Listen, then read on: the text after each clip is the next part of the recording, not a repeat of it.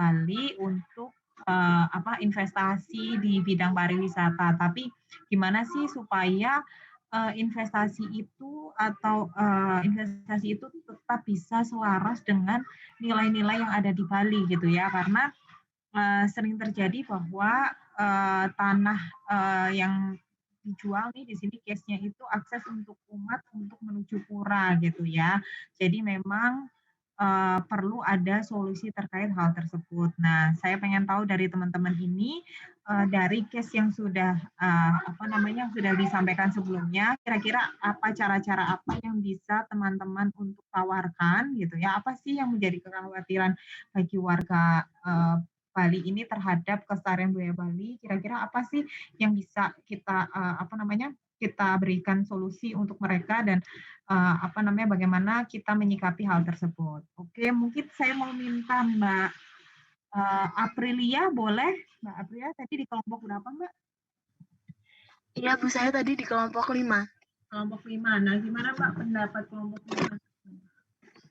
Nah, kalau menurut pendapat kelompok kami, adanya permasalahan itu menyebabkan apa?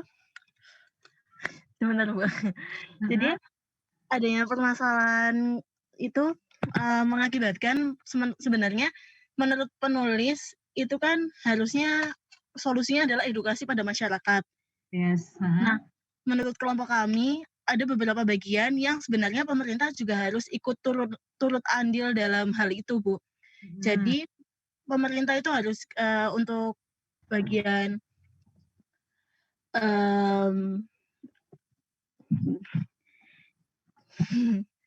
Gimana, Mbak? Jadi pemerintah itu memiliki bagian yang penting juga, terutama dalam hal seperti regulasi, dan kalau misalnya ada masalah-masalah seperti pajak yang terlalu tinggi dan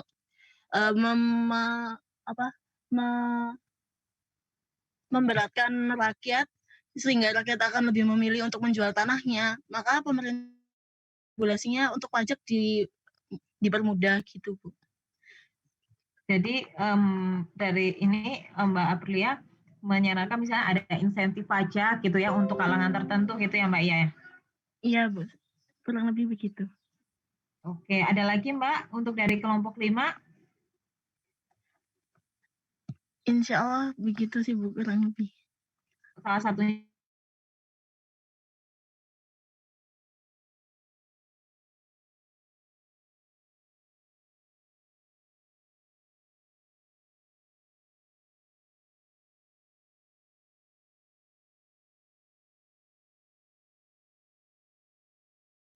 Iya Bu, gimana Bu? Aziza kelompok berapa? Dari kelompok 3 Bu. 3, oke. Gimana Mbak? Salah satunya sebaiknya pemerintah itu mempertimbangkan tarif.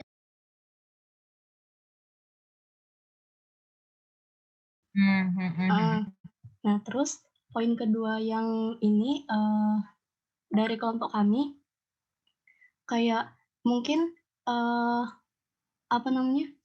kepemilikan dari lahan yang digunakan untuk ritual keagamaan itu diserahkan kepada pemerintah kayak gitu. Jadi nggak bisa diperjualbelikan kepada investor kayak gitu Bu. Maksudnya jadi untuk bisa mempertahankan tempat itu sebagai tempat ritual keagamaan. Oke. Jadi pemerintah yang menangani ya supaya memang bisa digunakan ya tujuannya untuk keagamaan aja gitu ya Mbak ya?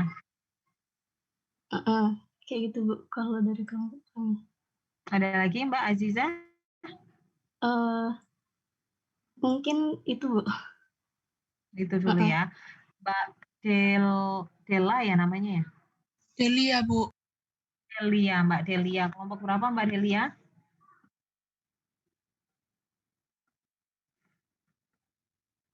Mbak Delia kelompok berapa Mbak? Dari kelompok 6 Bu.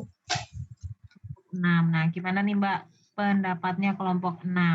Kalau menurut kelompok kami solusinya itu hampir sama kayak kelompok sebelum-sebelumnya sih Bu. Pemerintah itu harus benar-benar tegas sama sama peraturan buat menjaga lingkungannya. Terus masyarakatnya itu juga kayaknya kayaknya harus lebih memperkuat agamanya lagi gitu Bu. Soalnya penduduk sana itu percaya kalau setiap jengkal tanahnya itu ada penunggunya. Jadi kayak benar-benar dijaga gitu Bu. Jadi kalau misal agamanya nggak kuat ya udah lingkungannya bakal rusak gitu. Oke. Jadi pemerintahnya harus tegas untuk tetap menjaga kelestarian lingkungan, tapi juga di sisi lain mungkin masyarakatnya juga mungkin memahami kembali ajaran agamanya seperti apa gitu ya. Jangan sampai dengan adanya kebutuhan ekonomi jadi mengabaikan ritual keagamaan gitu ya Mbak ya. Iya, terus sama untuk NJOP-nya kayaknya memang harus dihapus biar pemilik tanahnya ini nggak tahu harga asli tanahnya berapa biar nggak mau ngejual menurut kelompok kami. Harus dihapus supaya pemilik tanahnya nggak tahu harga tanahnya jadi nggak niat dijual gitu Bu. Jadi kalau misalnya mahal dia jadinya maunya jual daripada dia bayar pajak mahal gitu kan ya. Itu banyak terjadi juga sebenarnya nggak cuma di Bali sih ya, tapi juga di Jakarta kayaknya ya. Kan banyak orang juga orang Betawi itu banyak mulai menyingkir di sekitar Jakarta mungkin yang dulunya tinggal di pusat kota gitu ya, mulai minggir. Mungkin ada sih beberapa orang yang punya kos-kosan atau punya kontrakan gitu ya. Tapi juga banyak yang mulai minggir ke arah Jawa Barat gitu ya, Tangerang gitu ya. Karena memang akhirnya banyak pendatang yang bisa beli tanah mereka dengan harga mahal. Kan kalau di Jakarta juga harga tanah kan lumayan mahal ya gitu kan. Mulainya kalau lihat iklan-iklan mulainya berapa M gitu ya. Jadi kan orang jadi mikir ya udahlah daripada mereka punya tanah nggak ini ya udah dijual aja gitu. Sebenarnya sama aja case-nya ya sebetulnya ya. Iya. Oke. Thank you Mbak Delia. Kalau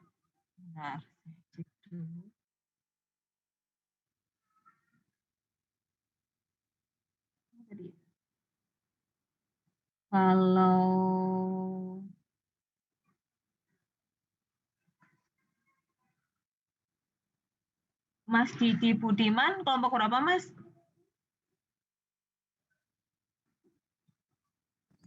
Ya Bu. Mas Didi Budiman kelompok berapa Mas? Kalau nggak salah kelompok 3 ya kalau nggak salah. Satu. Kelompok 1. Nah kalau menurut Mas Didi kelompok 1 gimana nih Mas? Menurut kelompok kami hampir sama ya kayak kelompok-kelompok sebelumnya Bu. Ada lagi tambahannya? Ada dong, harusnya dong. Ya, menurut kami emang susah sih Bu, tradisi atau alam terus sejalan dengan ekonomi tuh lumayan susah. Kalau kayak gini mending lebih baik sih lebih ke dari paling atasnya itu yaitu pemerintah itu ya membuat regulasi yang sebaik-baiknya gitu Bu, yang menguntungkan kedua belah pihak. Ada lagi? Itu aja Bu kayaknya. Berarti peran pemerintah cukup besar ya Mas di situ ya Mas ya? Iya Bu. Oke. Ya memang kalau itu pemerintah memang punya peran kan kalau ya ketika memang terjadi ketimpangan gitu kan ya pemerintah mestinya sih bisa masuk ya gitu untuk bisa supaya ada keharmonisan nih antara kepentingan keagamaan dan juga kepentingan ekonomi gitu kan ya. Sebenarnya di sini yang terjadi seperti itu. Jadi pemerintah harus tadi disampaikan teman-teman harus menyiapkan regulasi-regulasi gitu ya. Tapi juga di sisi lain mungkin warga masyarakatnya juga tetap harus ya misalnya untuk daerah-daerah orang Betawi atau orang Bali atau orang manapun yang ketika dia memang awalnya tinggal di situ sih tetap juga punya jiwa jiwa ini ya jiwa untuk mempertahankan apa yang sudah dimiliki gitu ya dengan memang bekerja dengan keras gitu dalam arti ya gimana sih supaya kita bisa mempertahankan yang kita miliki gitu ya tetap bisa menjadi apa namanya karena dikhawatirkan ketika misalkan itu terjadi ini kan terjadi di lingkup lokal nih ya di lingkup yang lokal. Oke, kalau lokal mungkin yang memiliki investornya bisa jadi dari dalam atau luar gitu ya. Kalau dari dalam negeri masih orang kita sendiri. Tapi sekarang kan sudah banyak sekali investor dari luar negeri, apalagi di Bali. Di Bali itu banyak banget orang bule yang punya tanah di sana ya, entah itu dia minjem nama atau seperti apa gitu. Nah itu kan dikhawatirkan sebenarnya ya nanti malah orang Indonesia sendiri nggak punya tanah nih di Indonesia gitu ya. Jadi gimana sih sebagai warga juga tetap bisa punya jiwa pantang menyerah gitu ya, bertahan dengan bekerja dengan keras juga, bekerja dengan baik supaya dia bisa mempertahankan yang dia miliki juga gitu ya. Tapi di sisi lain pemerintah juga punya peran yang penting juga. Pemerintah mestinya sih juga bisa mendorong supaya warga ini bisa bersaing dengan orang dari luar daerah tersebut gitu ya. Gimana dengan memberikan pelatihan atau apa gitu ya. Kalau sekarang kan memang dalam hal pajak tadi disampaikan sebetulnya misalnya contohnya kebijakan kalau sekarang yang dilakukan misalnya ke UMKM dikasih pajak yang cukup kecil gitu ya. UMKM dikenakan pajak yang kecil gitu kan. Bahkan pernah dikenakan 0% gitu ya. Nah, itu kan juga salah satu cara untuk memberikan insentif gitu ya kepada dan keberpihakan kepada yang ekonominya lebih rendah gitu ya kan dengan cara seperti itu juga. Jadi memang menurut saya sih dari dua sisi itu penting dari warganya juga dari pemerintahnya gitu ya. Kalau pemerintahnya aktif tapi warganya juga nggak peduli juga sama aja gitu. Jadi bareng-bareng sih mestinya gitu ya. Supaya memang ya kita bisa menjadi jangan sampai dari kekayaan alam yang kita miliki kita nggak bisa menikmati gitu yang menikmati orang yang di luar dari kita gitu. Sekarang sudah mulai banyak perusahaan-perusahaan yang dia base-nya di Singapura, tapi mereka melakukan kegiatan ekonomi di Indonesia. Itu kan juga sebenarnya merugikan kita ya, karena kita sebenarnya harusnya punya devisa dari situ. Makanya banyak program-program yang dilakukan pemerintah ya untuk mendorong sektor-sektor ekonomi dengan misalnya perluasan akses itu kan sebenarnya banyak juga dibangun jalan tol itu kan tujuannya supaya akses juga ya pembangunan jalan cuman memang ya butuh waktu nggak bisa langsung semuanya ada gitu ya pelan-pelan mungkin dimulai dari Kalimantan salah satunya juga kan dibangun jalan tol dalam rangka ibu kota negara ya meskipun kita nggak tahu sebenarnya nanti jadi nggak sih ibu kota negara di sana apa nggak tapi at least sudah mulai dibuka nih untuk jalan-jalan dibuka akses gitu ya supaya banyak orang juga datang ke sana gitu kan jadi ya memang pemerintah punya peran yang sangat besar sih untuk hal itu dan mereka memang juga tarik menarik antara kepentingan investor dan juga kepentingan dari warga itu sendiri tapi harusnya bisa ya itu diselaraskan diharmoniskan supaya bisa menjadi win-win solution buat kedua belah pihak. Oke, terima kasih teman-teman untuk sharingnya tadi. Tetap di apa namanya nanti diupload di Google Drive di OneDrive ya seperti biasa. Nah, sekarang kita akan lanjut ke kebudayaan Kalimantan Tengah yaitu Dayak dan juga kebudayaan Tionghoa. Nah, untuk kebudayaan Dayak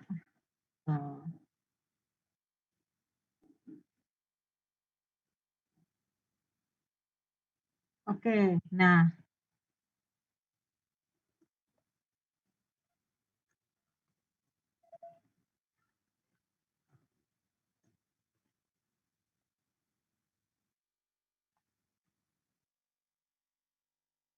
Oke, nah apa teman-teman pikirkan ketika mendengar kata Dayak?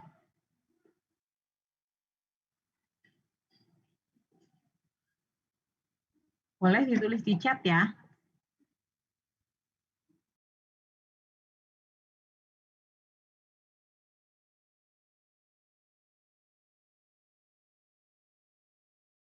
Oke, ada yang sudah menjawab. Kalimantan, perang sampit, dukun, cantik-cantik. Oke.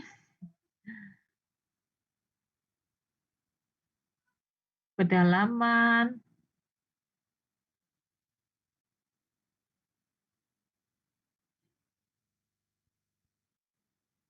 Ada lagi?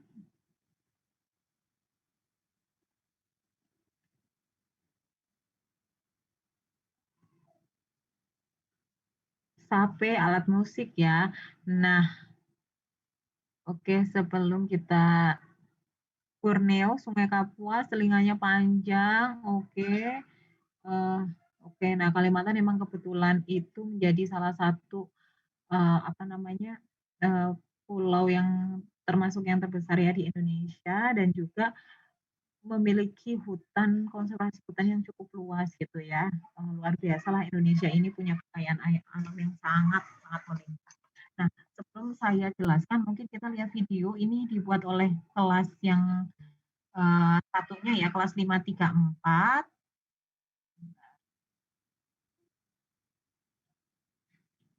Tentang budaya Dayak juga nih gitu ya, sebelum nanti kita detail masuk ke materi.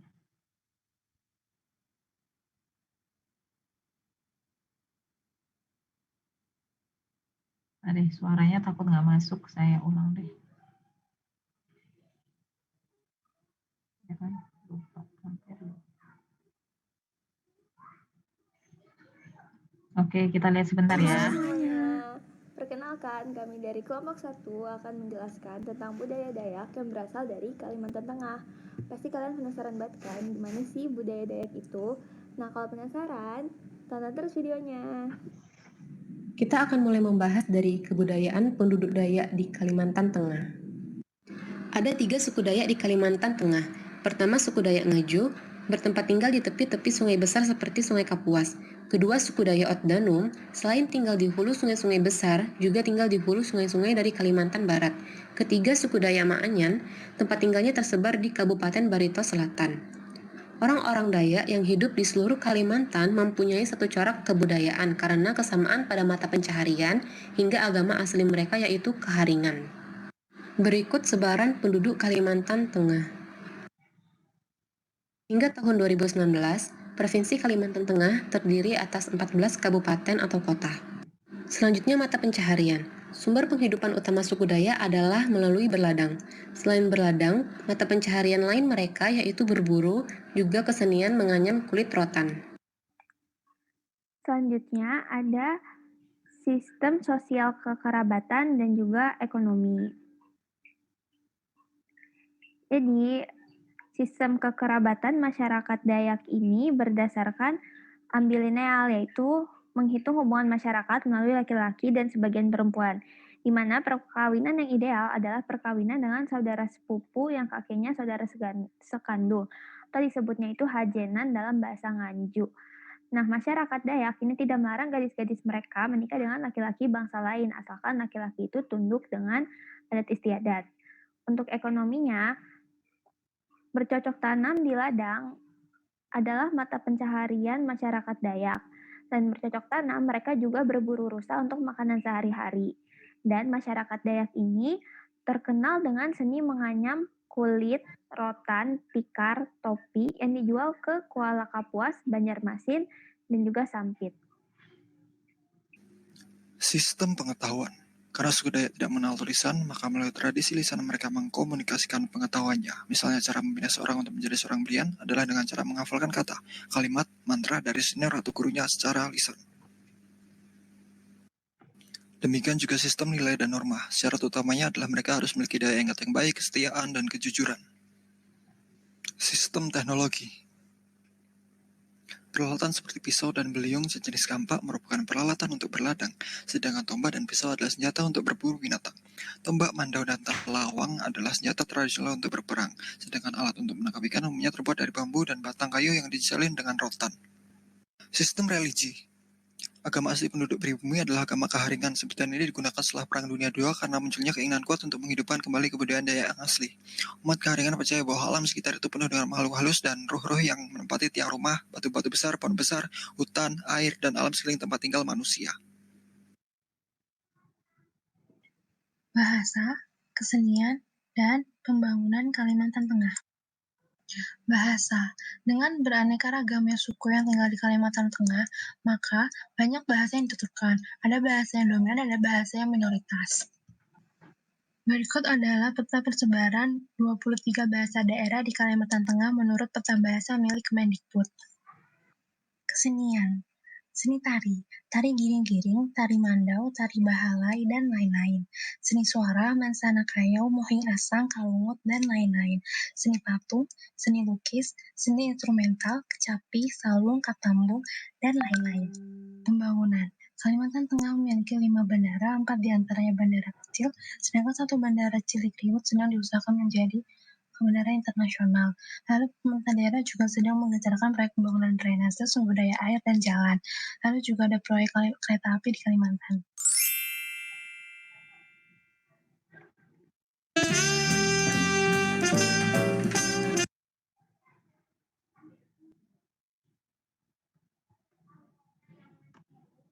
Oke, tadi itu sekilas mengenai kebudayaan Dayak ya. Mungkin kita lihat lagi lebih detail seperti apa. Sebetulnya tadi sudah cukup menggambarkan juga yang disampaikan oleh teman-teman dari kelas 534 ya.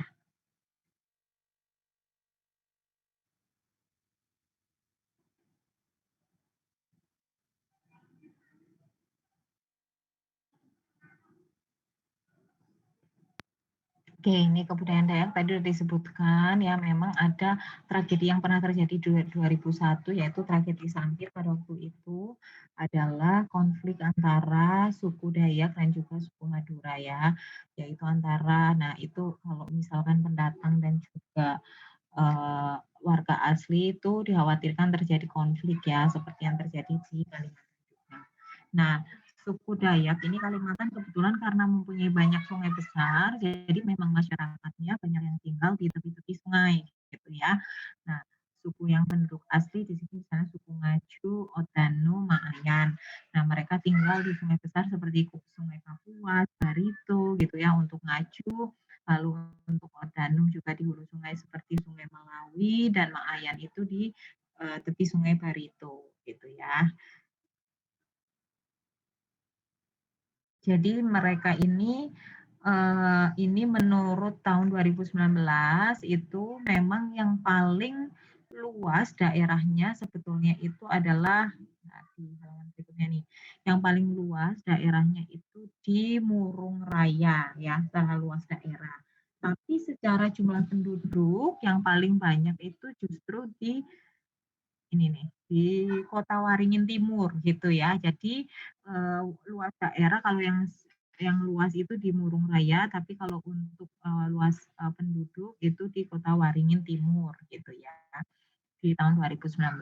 Nah, adat di sana itu memang ada pengadilan adat dan juga ritual. Jadi setelah adanya pengadilan adat, maka akan ada ritual yang dilakukan. Nah, aliran hukum adat itu ada yang sifatnya keduniawi, ada yang sifatnya ke agama gitu ya. Nah, ini bahasa tadi sudah disebutkan juga, ada bahasa dominan dan yang sifatnya minoritas.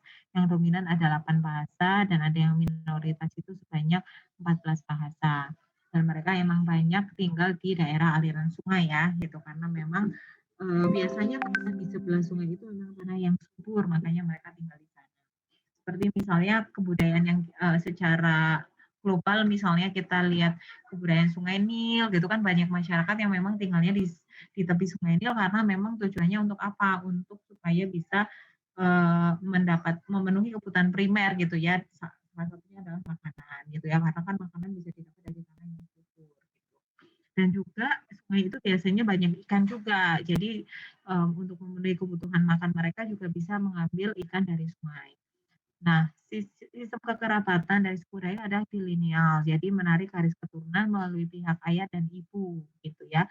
Tidak membedakan anak laki-laki dan perempuan. Ada 2 subsuku yang memiliki kemasyarakatan berlapis. Kalau di orang Kayan itu ada 3, bangsawan, warga biasa, dan dipan, gitu ya. Kalau Danuaka itu bangsawan campur rakyat biasa, dan juga Buddha. Ya, jadi agak beda nih. Nah, orang Dayak itu lebih banyak memang zaman dulu melakukan komunikasi secara verbal. Misalkan saja untuk dukun itu mereka belajar itu dengan komunikasi dari verbal ya. Jadi memang akhirnya ada banyak mantra-mantra itu karena memang dipelajari secara verbal. Nah, terkait sistem nilai dan norma juga untuk yang kalian ini harus memiliki daya ingat baik, setia, dan jujur. Nah, peralatan yang digunakan itu memang sesuai dengan kebutuhan mereka untuk pertanian, untuk berburu, menangkap ikan, membangun rumah panggung gitu. Nah, peralatan seperti pisau dan beliung juga digunakan untuk berladang. Kalau tombak dan pisau untuk berburu binatang. Selain itu mereka punya peralatan untuk berperang nih ya, ngeri banget. Ada tombak, mandau, dan telawang. Ini yang kemarin juga digunakan waktu tragedi di 2001 itu, tragedi Sampit. Nah, sumber penghidupan mereka itu adalah ekonomi yang subsisten atau yang perladangan berpindah-pindah, slash and burn, yaitu tebas, tebang, bakar, lalu ditanami. Modelnya seperti itu gitu. Tapi kayaknya kalau sekarang mulai berkurang ya, apalagi yang sudah tersentuh dengan modernisasi karena menyadari bahwa hal tersebut sebenarnya nggak berdampaknya tidak baik untuk tanah gitu ya. Mungkin kalau yang masih tinggal di pedalaman masih bisa dilakukan karena kan sebetulnya kalau Kalimantan ini cukup luas ya, hutannya juga sangat hutannya juga sangat rimbun gitu ya. Tanahnya untuk hutannya ini menjadi paru-paru bagi dunia juga. Nah, di sini agama aslinya tadi disebutkan juga dalam video agama Kaharingan gitu ya. Jadi percaya pada makhluk halus dan roh-roh yang menempati tiang rumah, batu besar, pohon besar, hutan, air, alam sekeliling tempat tinggal manusia. Ini agamanya agama Islam tapi kepercayaan pada roh-roh itu dan makhluk halus masih ada. Yang paling tinggi agama Islam, lalu Protestan, Hindu, Katolik, Buddha, Konghucu, dan agama lainnya. Nah, kesenian di Dayak ini ada seni patung, seni lukis, instrumental gitu ya. Ada tadi sape juga, terus seni suara dalam bentuk pantun, puisi gitu ya. Ada juga di sana dan juga ada kebudayaan yang terpengaruh dari kerajaan zaman dulu misalnya gong, kenong, gendang itu kan sebenarnya bagian dari gamelan. Ternyata nggak banyak ya kalau untuk Dayak. Nah, itu untuk kebudayaan Dayak. Ada pertanyaan sejauh ini sebelum saya masuk ke Tionghoa. Kayaknya nggak terlalu banyak nih Dayak sama Tionghoa.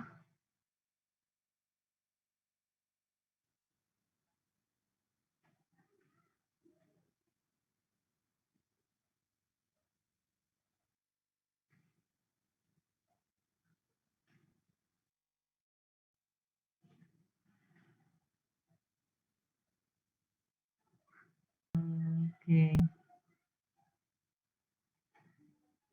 Mengapa banyak orang Tionghoa yang menggunakan nama Indonesia? Silakan dijawab di chat ya, teman-teman ya.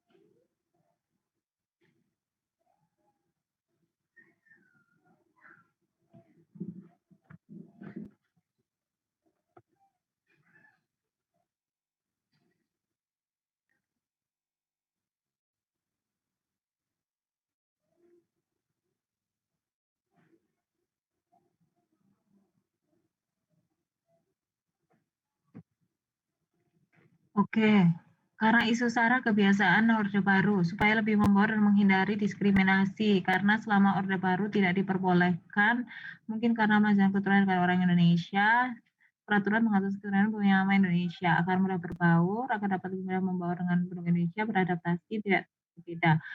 Oke, banyak yang membaur ya. Nah, tadi ada yang betul juga, jadi memang pada waktu Presiden Soeharto, memang orang Tionghoa agak dibatasi ya karena memang cukup menguasai di bidang ekonomi gitu ya. Nah, pada waktu itu akhirnya agak dibatasi dengan salah satunya itu dengan meminta mereka untuk punya nama Indonesia, nama pribumi gitu. Cuman memang di sisi lain hal ini sebenarnya berpengaruhnya cukup negatif ya bagi orang Tionghoa itu sendiri. Karena kan jadinya mereka kan menggunakan nama itu nama marga dan nama mereka. Ketika mereka menggunakan nama Indonesia, jadi nggak. Jadi kan kalau kita pakai nama marga kita ingat ya, oh kita marga ini nih gitu. Mungkin teman-teman yang Batak kan juga ada nama marga Silalahi gitu ya, ketemu orang Silalahi jadinya oh ya saudaraku itu gitu. Nah, sama nih orang Cina seperti itu, ketika punya nama marga kan mereka punya keterikatan. Nah, ketika nama marga itu nggak dipakai kan jadinya lupa nih gitu sama marganya gitu. Nah, makanya sekarang banyak orang-orang Tionghoa yang pakai nama Indonesia atau mungkin malah nama kalau sekarang banyak nama kayak Jennifer, Veronica gitu ya, yang nama-nama bukan nama Tionghoa gitu. Nah itu memang dulunya memang pada waktu zaman Presiden Soeharto jadi dipaksa untuk berakulturasi dengan budaya Indonesia gitu ya. Nah sekarang sebetulnya ketentuan terkait hal tersebut sudah dicabut oleh pada waktu masa Gus Dur gitu ya. Jadi sebetulnya sekarang sudah nggak berlaku lagi. Cuman ya beberapa memang sudah kecewa dengan ya itu udah hilang markanya nih gitu. Jadi untuk menghidupkan kembali itu kan tidak mudah ya. Jadi memang ya mungkin beberapa sudah mulai menghidupkan kembali yang menggunakan nama-nama tersebut. Cuman ya memang nggak gampang. Padahal sih kita tahu ya kalau Presiden Soeharto kan juga cukup akrab dengan orang-orang dari Tionghoa juga gitu ya. Mungkin ada dukungan, ada dorongan-dorongan secara politik saya nggak tahu pada waktu itu. Jadi memang akhirnya ada kebijakan yang semacam terpaksa untuk akulturasi. Nah, oke kita lihat untuk yang budaya Tionghoa ini.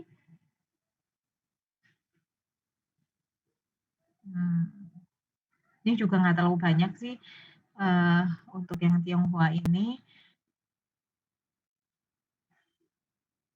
Nah, ini sebenarnya jadi bukan berasal dari satu daerah aja di Cina, tapi berasal dari Fujian dan Guangdong. Kalau kita mungkin taunya Guangdong dan Fujian gitu ya, dua daerah di Cina dan memang cukup dekat dari Indonesia dalam arti mereka berada di sisi selatan gitu dari negara Cina gitu ya. Mungkin pada waktu itu datang ke Indonesia dengan menggunakan kapal ya untuk berdagang. Nah, ada 4 bahasa Cina di Indonesia yaitu Hokkien, Teochew, Hakka, dan Kanton gitu ya. Dan bahasa itu sangat perbedaannya cukup besar gitu ya. Jadi agak susah untuk bukan yang sama mirip gitu enggak gitu. Jadi beda.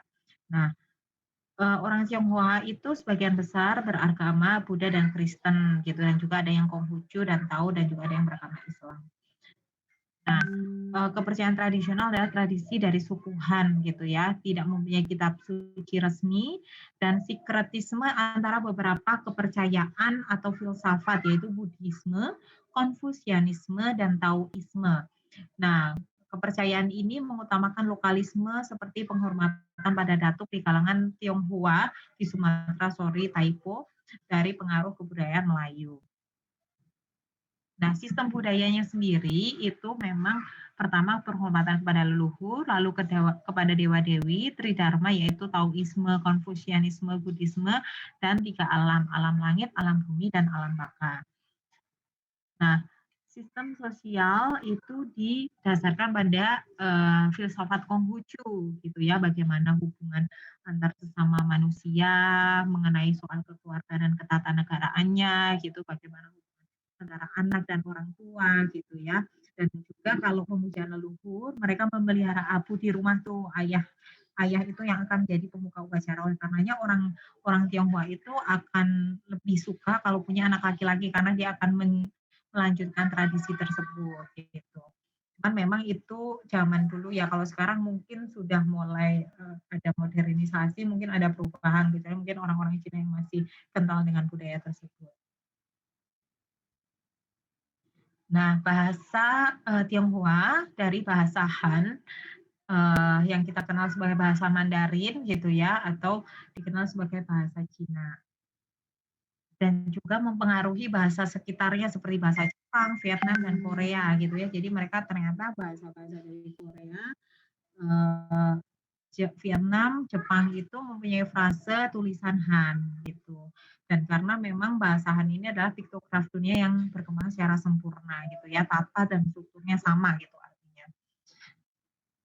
Nah, kalau orang Tionghoa itu menganut sistem patrilineal gitu ya. Jadi keluarganya tuh bukan hanya keluarga inti, tapi keluarganya lebih luas gitu ya. Dan tadi karena memang dia punya kebutuhan untuk menjaga dari abu leluhur dan yang mempunyai kewajiban adalah anak laki-laki, makanya memang yang lebih erat memang dari kerabat pihak ayah gitu ya. Walaupun sekarang ini memang sudah sebenarnya sama aja gitu ya. Nah, nama orang Tionghoa sendiri terdiri dari 3 suku kata, dari marga dan nama. Nah, ini makanya kan ada 3 suku kata ini, salah satunya nama dan marga gitu. Makanya kalau ketika nggak pakai nama ini, jadinya nggak tahu nih sebenarnya maksudnya dia marganya marga apa nih gitu ya. Nah, perkawinan itu menjadikan suatu tanda bahwa orang itu sudah dewasa gitu ya. Makanya mereka tuh beneran all out nih kalau pas kita perkawinan harus mahal, harus rumit, harus bagus gitu ya. Karena memang dianggap sebagai suatu milestone yang penting ya. Nah, kalau jodoh sendiri ada yang punya pembatasan-pembatasan gitu. Nah, kalau untuk tempat tinggal itu di rumah suami, dan anak laki-laki tertua menjadi ahli waris yang meneruskan pembudayaan terhadap leluhur. Nah, kalau poligami boleh mempunyai istri tapi boleh mengambil wanita sebagai istri muda nih kalau di Tionghoa. Nah, kematian ini sangat unik ya menurut saya. Di sini ada yang perempuan nggak? Kalau yang di kelas ini nanti mungkin bisa cerita ya. Jadi mereka itu membakar kertas perak, jadi itu merupakan lambang untuk biaya perjalanan ke akhirat. Lalu nanti kalau setelah mandi pakai baju lapis pertama pakaian putih waktu menikah, lalu pakaian lain sebanyak 6 lapis, mata, hidung, mulut, telinga ditutup dengan mutiara sebagai lambang penerangan berjalan ke alam lain. Jadi memang simbol-simbolnya juga diterapkan ya gitu dalam hal upacara kematian juga. Kita udah tahu bahwa memang ada istilah Feng Shui nih gitu ya dalam budaya Tionghoa gitu. Ini sangat bagus sebetulnya karena memang salah satu ilmu mengenai tata letak, mengenai misalnya kita mau buat rumah gitu ya, apakah boleh kalau misalkan di tusuk sate gitu ya, menghadap kemana gitu, karena memang sebetulnya ilmu ini didasarkan pada kebiasaan atau yang sudah dialami gitu ya. Ternyata kalau menghadap kemana gitu ya, anginnya cukup kencang, makanya harus, jadi memang sudah dipertimbangkan, jadi nggak asal nih madep kemananya gitu, nggak asal gitu ya, tapi sudah didasarkan pada pengalaman dan juga pengetahuan. Dan juga ada kitab namanya I Ching gitu ya, yang merupakan dasar dari ilmu metafisika Cina, baik itu akupuntur, acupressure, feng shui gitu ya, ilmu bentuk wajah, telapak tangan, kan kalau Cina kita tahu ya banyak ilmu-ilmu seperti itu. Lalu ada pengobatan tradisional herbal gitu yang banyak kita tahu juga, dan ada obat-obat yang kita pakai juga. Mungkin kalau teman-teman di sini yang pernah sakit demam berdarah, ada juga tuh obat Cina yang memang selalu dikonsumsi sama orang tuh gitu. Lalu ada wushu, kungfu, astrologi, sio, dan kelenteng dan wihara sebagai tempat ibadah. Nah, sistem ekonomi kita tahu banget kalau orang Tionghoa ini cukup ulet dan rajin ya dalam pekerjaannya gitu ya. Di sini kalau kita tahu Cina Benteng itu dikenal sebagai petani, nelayan, dan peternak babi. Suku Hokkien itu pedagang, suku Hakka itu sebagai pedagang juga dan pengusaha industri kecil, dan Kanton memiliki perusahaan dagang hasil bumi. Dan sebenarnya sikap suka bekerja kerasnya mereka itu dan uletnya itu patut untuk kita teladani sebetulnya ya. Nah, hari raya ini pun sebenarnya sudah masuk juga ke budaya kita ya, Imlek itu kan kita juga ada perayaan-perayaan di tempat tertentu. Lalu ada tarian, terus ada wayang gitu ya, tarian ada singa, naga, barongsai, ada wayang yang dari kain, masakan itu udah sering banget kita konsumsi, bakmi, ifumi, capcay, nasi tim ayam gitu, itu tuh masakan Cina nih sebenarnya atau Tionghoa gitu, tapi kita konsumsi dalam sehari-hari karena memang sudah menyatu dengan budaya kita gitu ya, tradisi membunyikan petasan ternyata untuk menakuti makhluk halus. Menggantung lentera merah ternyata untuk memperingati kebaikan hati pemimpin yang menyelamatkan rakyat jelata dan juga budaya angpau nih gitu ya, yang juga sudah menyatu dengan budaya kita. Nah, lalu ada legenda-legenda juga. Nah, ini nanti untuk case-nya. Sebelumnya ada pertanyaan dulu untuk budaya Tionghoa.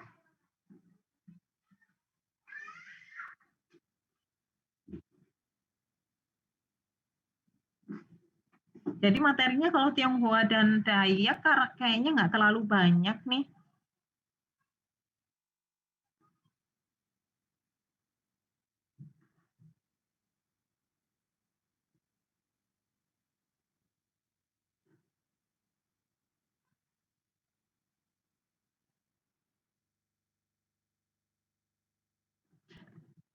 Iya, silakan Mbak Mirna.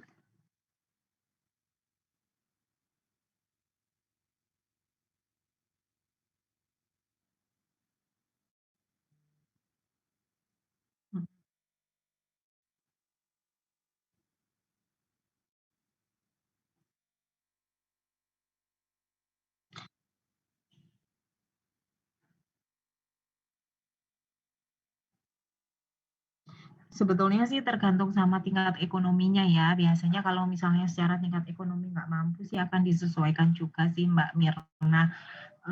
Jadi memang ya nggak memaksakan diri juga. Kan kita sebenarnya kita lihat ya kalau kayak masyarakat sekarang kita lihat dari masyarakat Cina aja kan sebenarnya berbagai macam ya. Ada yang memang dia kaya, ada yang memang dia golongan menengah dan juga ada yang juga golongan yang bawah juga. Jadi memang kalau yang biasanya sih kalau memang yang punya mampu itu ya harus dengan prinsip tadi karena kan memang mereka kan bukan keluarga inti aja yang memutuskan ya, tapi juga keluarga filioque itu yang lebih luas extended family lah gitu. Itu kan juga cukup mempengaruhi budaya di suatu keluarga. Jadi kalau kalau secara budayanya ya memang harusnya mereka memang melakukan karena memang itu menjadi salah satu milestone penting nih untuk kehidupan mereka gitu ya ketika orang menikah itu menjadi suatu tanda yang penting buat mereka gitu dan dianggap menjadi dewasa gitu kan ya. Namun balik lagi ya ketika kondisi ekonominya tidak memungkinkan saya rasa sih nggak dipaksakan gitu ya harus yang seperti itu harus yang harus yang memang harus dilaksanakan secara mewah gitu ya tergantung dari kondisi ekonomi dari keluarga tersebut gitu sih Mbak. Oke. Mirna ya.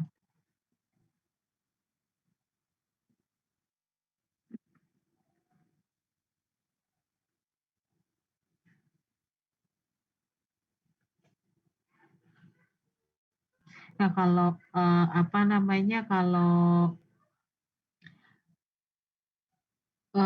beberapa negara kan punya problem masalah kependudukan ya. Kalau mungkin negara kita, Cina, India itu kan punya warga negara yang cukup banyak ya.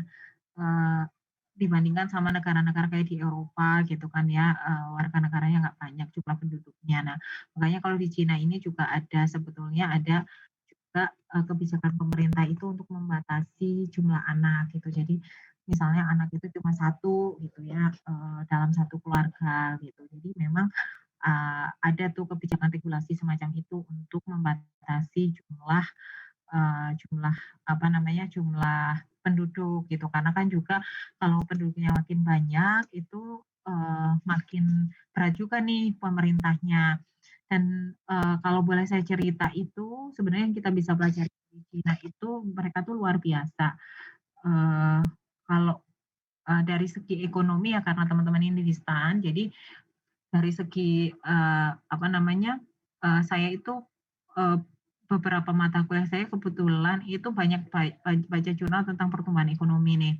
Nah, pertumbuhan ekonomi di Cina itu kenapa sih dia bisa melesat begitu jauh? Kita ngomongin Cinanya ya, negara Cinanya ya, gitu, di mana di situ etnisnya banyak Tionghoa. Kenapa mereka melesat begitu jauh? Jadi kan dalam teori ekonomi kan memang ada yang namanya pergerakan di sektor real gitu ya. Nah, Cina ini, kenapa Cina dibandingkan sama India dia bisa melesat lebih bagus? Karena Cina itu melewati pertumbuhan ekonomi melalui sektor manufaktur gitu. Jadi manufaktur itu lebih menyentuh sektor real dibandingkan sama India. India majunya di mana? India bukan prioritas karena kebetulan mereka juga ternyata memang cukup expert di teknologi informasi dan juga jasa keuangan ya kalau India.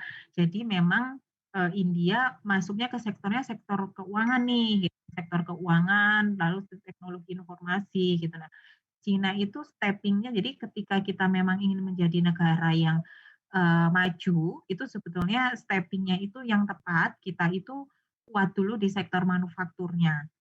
Ketika sektor manufaktur kita kuat, kemudian kita didukung sama sektor jasa dan juga teknologi informasi, keuangan, teknologi informasi, maka kita akan jadi lebih kuat nih gitu.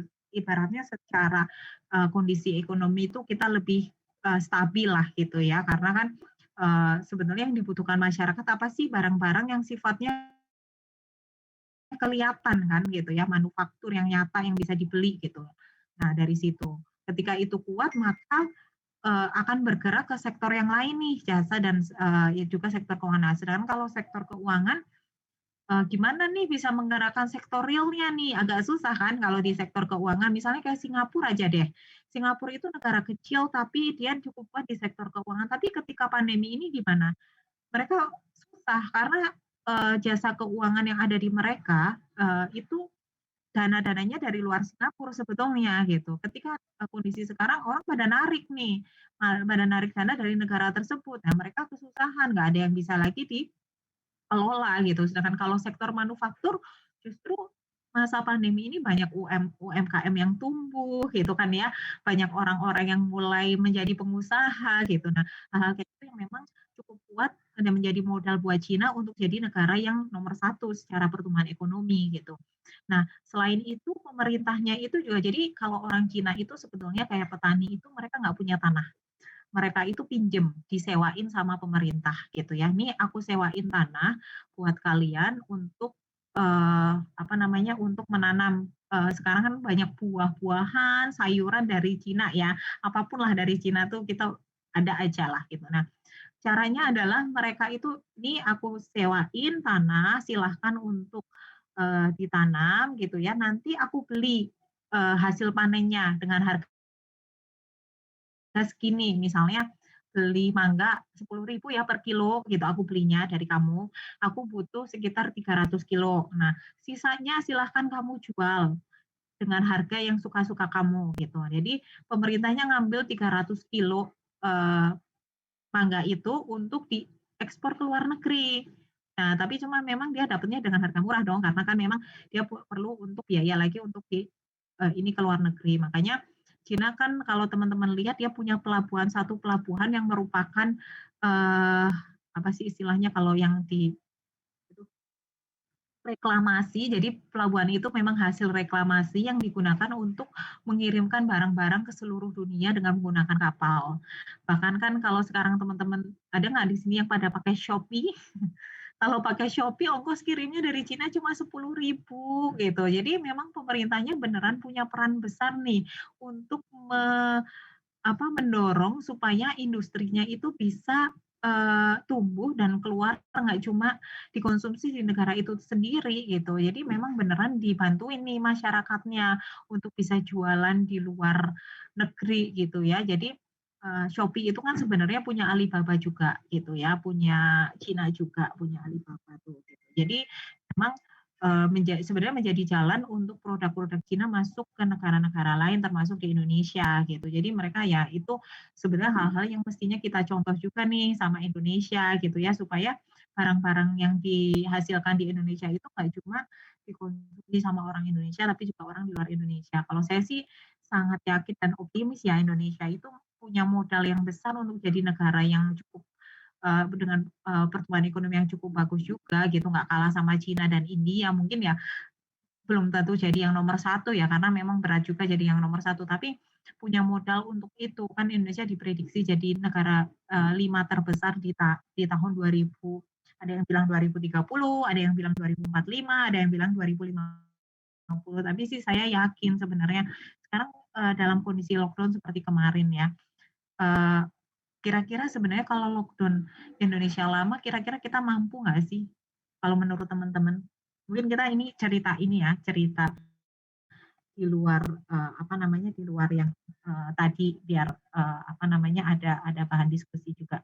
Kalau menurut teman-teman misal dalam kondisi lockdown misalnya ya kita tuh beneran kita nggak punya hubungan dengan negara lain, kira-kira Indonesia mampu nggak sih? Mungkin ada yang mau kasih pendapat? Atau saya tunjuk? Mas Farid misalkan, silakan Mas Farid. Kalau menurut saya, untuk beberapa sektor mungkin bisa, Bu, tapi kalau untuk keseluruhan mungkin tidak bisa. Contohnya, Indonesia kan di bagian, kalau hasil kayu itu apa ya namanya? Furnitur. Furnitur, ya furnitur. Itu kan Indonesia mengandalkan hasil hutan. Contohnya kayu jati di Jepara. Itu kan pasarnya pasti kalau tidak luar, dalam negeri pun sedikit. Nah itu untuk sektor ini kalau kita melakukan lockdown atau tidak melakukan hubungan orang negara lain itu pasti bakal susah. Kalau untuk misalnya pangan mungkin bisa jadi bisa untuk sektor makanan pokok dan sebagainya itu mungkin bisa, tapi untuk makanan pendukung kemungkinan bakal susah juga. Jadi keputusan pemerintah untuk tidak melakukan lockdown mungkin itu sudah benar. Berkaca dengan negara lain pun lockdown ini bukan solusi yang bisa diandalkan gitu. Contohnya di Eropa sekarang pertama kali melakukan lockdown, sekarang ada gelombang kedua ini melakukan lockdown juga, dan warga negaranya pun menolak karena memang lockdown belum bisa menjadi solusi terbaik, yaitu menurut saya seperti itu. Oke Mas Farid, terima kasih untuk opininya. Coba saya mau dengar dari Mbak Meili.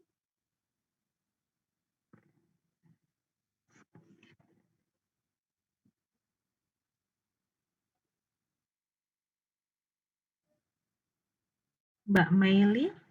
Oh, apa? Ya Bu, maaf Bu, baru terdengar. Mbak Meili punya pendapat? Ya, kalau menurut saya, misalnya Indonesia lockdown itu ya nggak bisa di semua sektor sih, sama kayak Farid.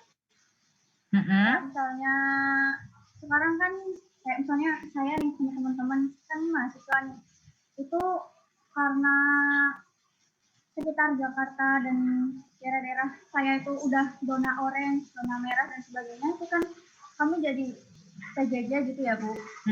Cara PJJ ini kayak menyulitkan gitu loh, kayak belajar hari sendiri dan sebagainya. Menurut saya sebagai mahasiswa ya lockdown ya penting sih, maksudnya supaya nggak tertular COVID-19, tapi ya ada sisi negatifnya juga gitu. Terus kalau misalnya saya lihat sih dari sektor ekonomi terutama itu sangat nggak bisa sih lockdown, soalnya kayak kan Indonesia ini setahu saya ya Bu, kebanyakan ini penghasilannya tuh harian gitu loh, kayak pekerja lepas gitu dan sebagainya. Jadi sangat berpengaruh kalau misalkan lockdown berapa bulan itu jadi orang nggak punya penghasilan, terus angka kriminalitas meningkat dan sebagainya lah. Pokoknya banyak efek domino yang negatif. Oke Mbak Meli, thank you Mbak. Satu lagi saya mau dengar dari Mas Ahsanul Alim.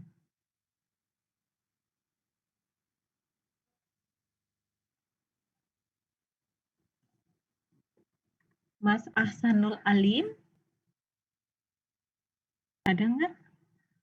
Atau depannya pakai apa ya? Saya tadi ingat nama belakangnya aja nih.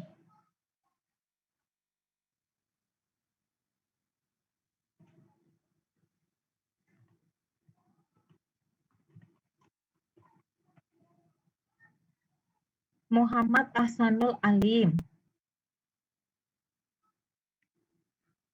Halo Mas. Iya Bu. Udah mau sholat zuhur ya? Gimana Ya, Mas? sudah ada di sini. Punya pendapat? Pertanyaannya apa ya Bu? Tadi saya putus-putus suaranya. Masnya nggak fokus nih. Oke, gini. Tadi kan kalau dari pendapat bahwa kita itu lockdown, tapi sebetulnya gini.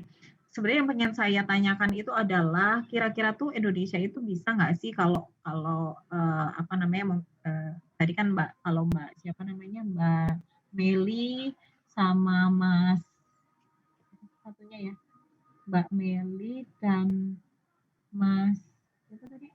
Oh saya lupa ya. Mas Farid, Bu. Mas Farid ya, Mas Farid itu kan sudah ngasih opini ya mengenai kalau lockdown itu sebenarnya nggak apa namanya ya perlu dipertimbangkan lah ya karena memang khawatirnya banyak sektor perekonomian yang terdampak gitu ya. Mungkin kalau saya mau nambahin itu misalnya paling awal terdampak sebenarnya kita lihat dari sektor pariwisata gitu yang paling kelihatan. Nah, saya nggak mau nanya tentang itu, tapi sebenarnya saya pengen nanya kalau Mas Ahsanul Alim kira-kira yakin nggak sih Indonesia kan diprediksi jadi negara dengan ekonomi terbesar 5 besar lah di tahun 2030 atau 2045 atau 2050. Kira-kira bisa nggak sih Mas Indonesia itu mencapai itu dan kira-kira apa sih yang harus dilakukan supaya bisa mencapai ke sana?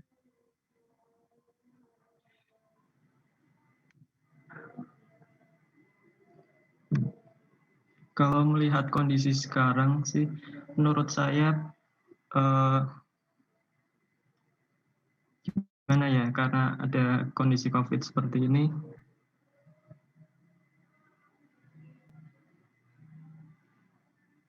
gimana Mas? Gimana? Susah juga sih Bu kalau mau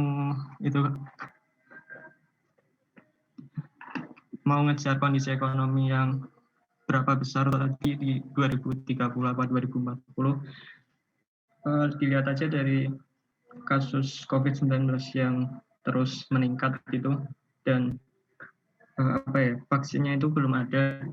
Ya jadi kondisi ekonomi sekarang masih setengah-setengah antara ada yang lockdown sebagian, ada yang enggak gitu. Oke. Ada lagi nggak Mas? Ada lagi? Itu aja sih Bu. Oke, terima kasih Mas Ahsanul Alim, Mas Muhammad Ahsanul Alim untuk pendapatnya. Memang kalau sekarang sulit ya, tapi kalau saya sih optimis. Kenapa? Karena kita punya modal yang sebenarnya udah kuat. Kita punya sebenarnya tinggal benerin beberapa hal sih gitu ya. Beberapa hal yang PR-nya cukup besar juga sih sebetulnya ya, masih cukup besar juga. Misalnya is doing business kita gitu ya. Tadi sebenarnya kita cerita ini karena tadi cerita tentang China ya, yang sekarang menjadi ekonomi yang terbesar di dunia gitu ya. Makanya Indonesia bisa nggak sih jadi seperti itu gitu kan ya. Nah, menurut saya sih Indonesia punya modal yang cukup kuat untuk ke sana gitu ya. Kita punya tadi budaya, kekayaan alam yang luar biasa melimpahnya gitu ya. Kalau kita nanam apa aja udah deh tumbuh aja tuh gitu ya. Sekarang pun masih terjadi seperti itu gitu ya. Bahkan kalau misalnya kita suruh hidup menurut saya suruh hidup karena kondisi pandemi ini ya saya berkaca sama diri sendiri juga gitu ya. saya nanam apa gitu tuh tumbuh aja gitu ya, untuk mengisi waktu dan juga nyenengin diri supaya stres kan kita nanam-nanam juga nih di rumah gitu ya. Ternyata bisa juga gitu. Jadi, setiap orang sebenarnya kalau mau mencapai kayak memenuhi kebutuhan primer sendiri aja itu tuh possible banget untuk, untuk kita yang tinggal di Indonesia gitu ya.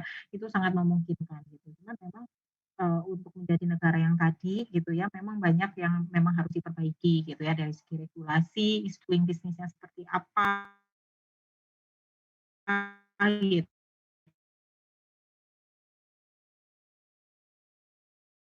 kan ya, harus diperbaiki gitu. Cuman kita dari yang mungkin dia lakukan sendiri dari rumahnya, itu tuh saya lihat banyak banget tuh dilakukan ya, meskipun, orang juga dalam kondisi yang nggak, apa namanya, nggak mudah gitu ya buat dia gitu. Tapi kita lihat tuh banyak banyak banget itu yang melakukan itu gitu. Jadi dari nilai yang dimiliki sama orang Indonesia itu tuh saya ngerasa ini adalah satu hal yang sangat baik gitu ya, gotong royong kan itu sebenarnya salah satu value-nya orang Indonesia ya. Ketika ada orang mungkin kalau di Jakarta udah jarang, tapi ketika di daerah ada orang sakit, ada orang meninggal gitu tuh yang akan ngurusin itu banyak orang gitu. Itu salah satu modalitas yang bagus banget buat Indonesia, regulasi dan lain-lain yang sifatnya memang lebih ke apa namanya, ekonomi gitu yang sifatnya lebih ke kebijakan ekonomi. Tapi juga dari budaya yang kita miliki itu sebenarnya dapat menjadi modal bagi Indonesia untuk, mencapai posisi ekonomi yang lebih baik gitu ya dan bisa saling membantu sama satu sama lain nih gitu ya, dan nah itu, diskusinya gitu. Jadi kenapa tadi kita diskusi itu sebenarnya kan karena belajar dari budaya Tionghoa gitu ya, masuk ke Cina gitu ya. Kita tahu orang Cina itu pekerja keras gitu. Nah, dari sana sebenarnya kita harusnya bisa belajar gitu ya. Dan juga udah mulai banyak produk-produk Cina nih masuk ke sini. Nah, itu kita juga harus mulai juga, gimana caranya supaya kita bisa bantu juga UKM Indonesia, nggak cuma, kita belanja dari produk dari, Cina aja gitu ya, tapi kita bantu UKM kita supaya bisa bertumbuh juga nih, gitu. Bantu pemerintah. Nah, sekarang mungkin masuk ke diskusi aja.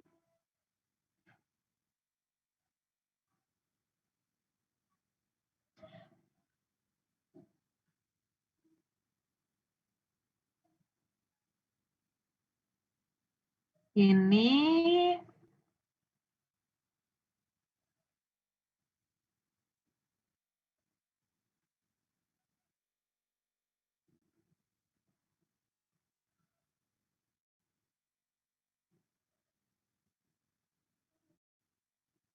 nah nanti teman-teman akan, coba brainstorming lagi dengan teman, satu kelompok lagi gitu ya. Kenapa saya bikin kelompok ini acak, karena biar teman-teman bisa berkomunikasi nggak cuma sama orang itu aja gitu, tapi bisa berkomunikasi sama yang lain juga, bisa diskusi gitu ya, dapat perspektif yang berbeda. Nah terkait sama, Cina ini, apa sih akulturasi budaya, apa sih asimilasi budaya gitu. Mengapa sih budaya Tionghoa itu misalnya Imlek itu bisa mudah asimilasi dengan masyarakat Indonesia gitu ya, dan apakah asimilasi budaya, Tionghoa ini bisa memperkuat kebudayaan Indonesia dalam mewujudkan Bhinneka Tunggal Ika dan, berikan juga contoh-contoh lain akulturasi kebudayaan Tionghoa selain dari perayaan-perayaan tersebut. Nanti saya, apa namanya, saya share materinya di, grup WhatsApp ya.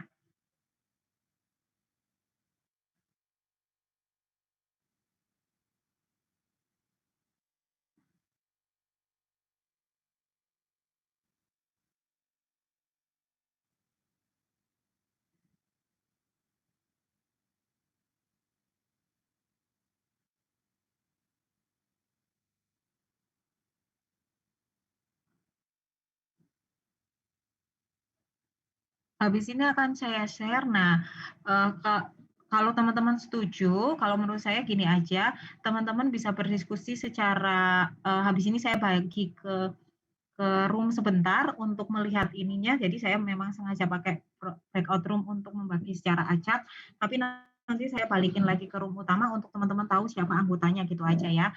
Nah, tapi diskusi bisa dilakukan di luar Zoom aja. Diskusi bisa dilakukan di luar Zoom aja kalau teman-teman setuju. Nanti untuk membahas budaya ini Tiongkok dan juga mungkin ada satu lagi nanti akan saya share di grup, nanti tinggal dibagi aja 1 sampai 3 yang mana, 4 sampai 6 yang mana. Jadi 1 sampai 3 misalnya yang Tiongkok ya, Tionghoa, sorry. Dari 4 sampai 6-nya kayaknya Dayak, nanti saya cek lagi. Nah, nanti dari situ silakan teman-teman bahas dan selesaikan dalam waktu sekarang ini sampai nanti jam 1 ya, karena ini kan memang waktunya sampai jam 1, nanti dikumpulkan setelah itu termasuk dengan tugas yang tadi sebelumnya. Jadi teman-teman silahkan berkoordinasi secara terserah cara teman-teman masing-masing gitu aja. Kira-kira setuju nggak seperti itu? Bu, silahkan Mbak Anissa. Dikasih waktu breakout room dikit kayak tadi gimana, Bu? Iya, 10 menit ya kalau mau. Boleh, Bu. Boleh, siap. Oke, kita kasih waktu untuk breakout. Saya breakout nanti soalnya di ini ya, di WhatsApp ya.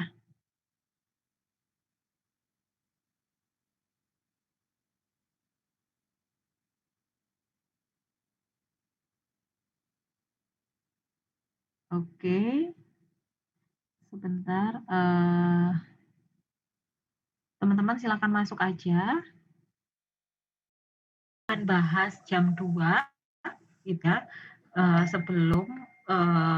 sebelum materi yang selanjutnya yaitu budaya Minahasa dan saya lupa dan Bugis ya, Bugis Makassar. Jadi sebelum itu nanti kita akan bahas dari hasil diskusi teman-teman siang ini, dan jam 2 itu sebelum kita mulai nanti mungkin akan ada beberapa pertanyaan terkait budaya Flores Bali dan Timor ya gitu. Jadi nanti jam 2 mungkin akan dimulai sama review dulu, review budaya Flores, Timur dan juga Bali. Lalu nanti kita akan bahas mengenai hasil diskusi siang ini dari teman-teman dan baru masuk ke budaya Makassar. Ada pertanyaan?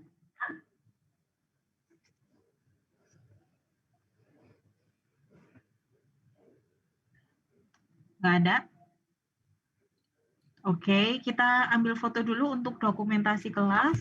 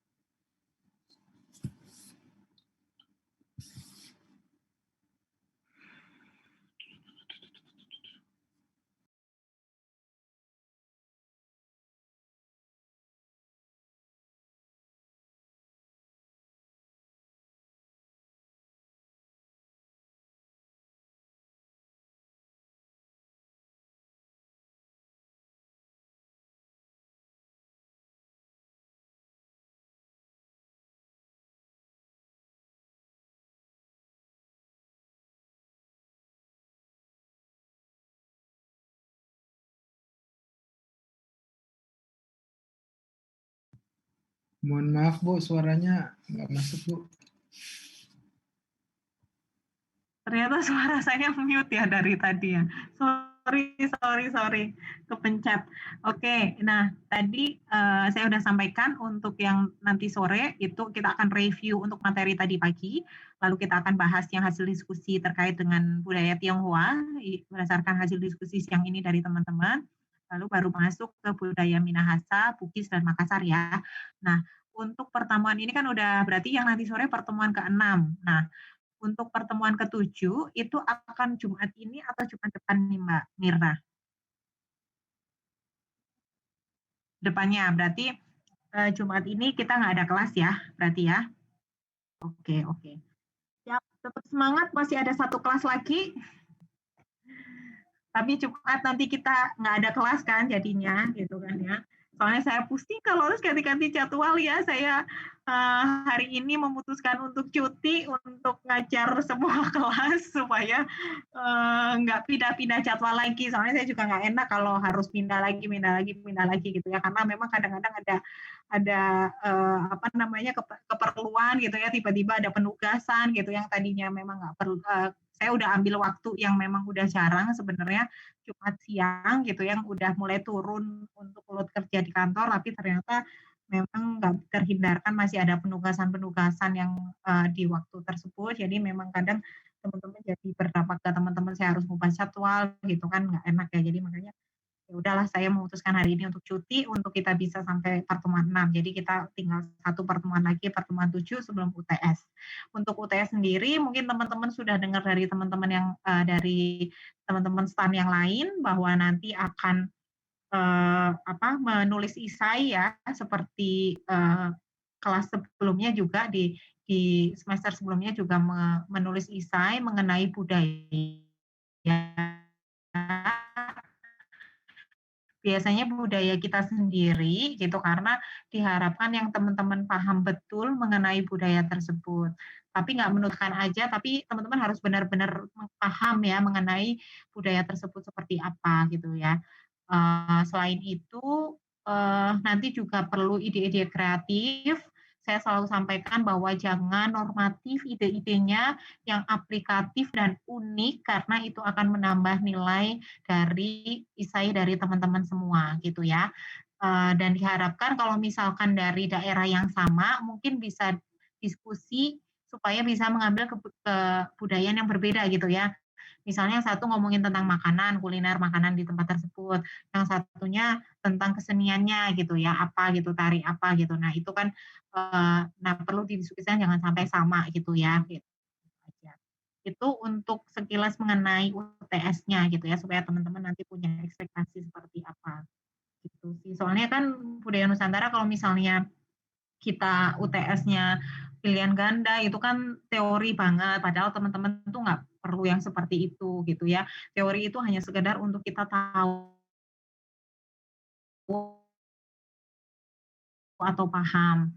Tapi gitu kan sebenarnya kita perlu paham aja, tapi nggak harus yang segitu hafalnya gitu kan nggak harus gitu. Tapi yang penting adalah value dan proses kreatif dari teman-teman untuk bisa memberikan ide-ide yang baru mengenai gimana kita bisa melestarikan budaya-budaya di Indonesia, itu yang paling penting. Oke, sampai ketemu nanti jam 2. Jangan lupa untuk sambil belajar yang tadi pagi apa ya gitu ya, supaya kita nanti review lagi sore. Ada pertanyaan sebelum saya tutup? Nanti ada yang keberatan? Gimana Mas? Izin bertanya Bu, nanti review berarti ya Bu?